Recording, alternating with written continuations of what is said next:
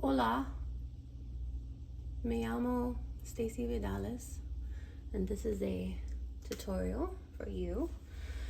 So what I have here is I took a picture and I showed you all the ingredients, and this is better than bouillon just because I don't have a turkey or a chicken going. But what I recommend you do if you can is catch the drippings on your chickens.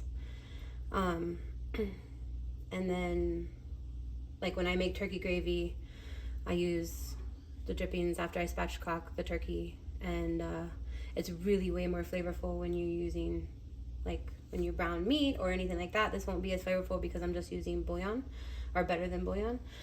And I added some pepper and salt to it already because I just did the package directions on how to make the bouillon, and it wasn't salty enough. So, and La Choy normally doesn't make, it depends on how much you're making, but you have to like taste it a few times because La Choy doesn't always make it salty enough. So, when I do a turkey, it's really salty because I dry brine the turkey in salt.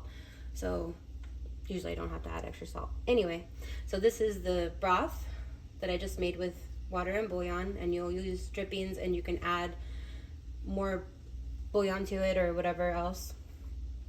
And then I have my slurry here with cornstarch and half. And now that it's doing this, so I just go by sight, like how it looks. So I'll just do a few shakes of La Choy and then kind of see where it's going or what it looks like or whatever.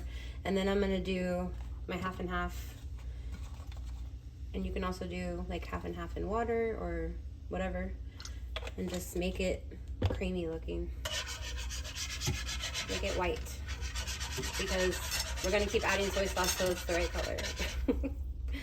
I know, it's like I don't have a perfected method. I just do it till it looks good and tastes good.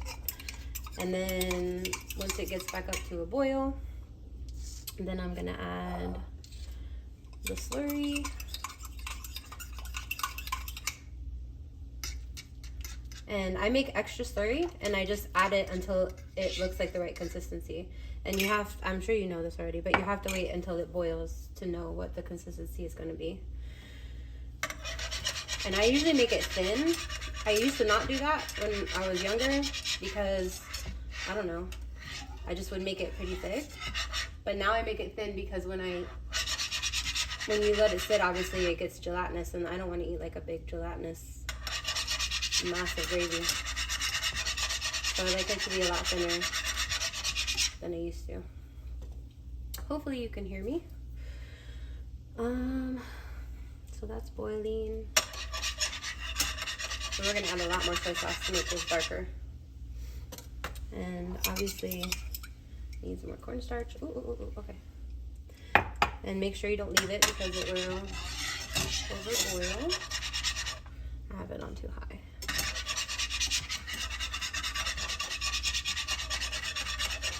And I can tell that that's sticking.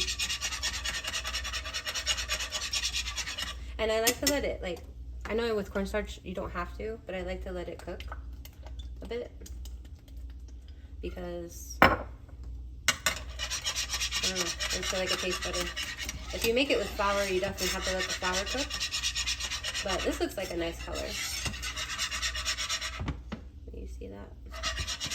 And then, but I never make gravy with flour. Like I could if I had to, but I don't know.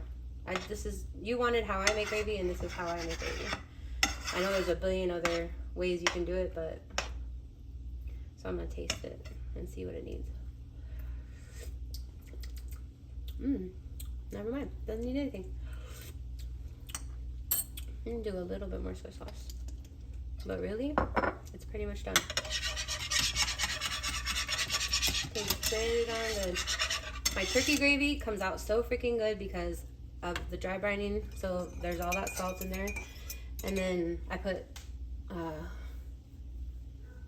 apple, lemon, carrots and onions and celery underneath the spatchcock turkey. to perfume it, and then that makes like the best gravy. So I guess if you wanted to, you could do that on your grill as well. You could put like a pan of veggies under there and then catch the drippings in there and let those roast together, and that would probably make it like a really, really good gravy. At least onions, carrots, and celery if you have it. Or just onions. Ta-da! Oops. Hi.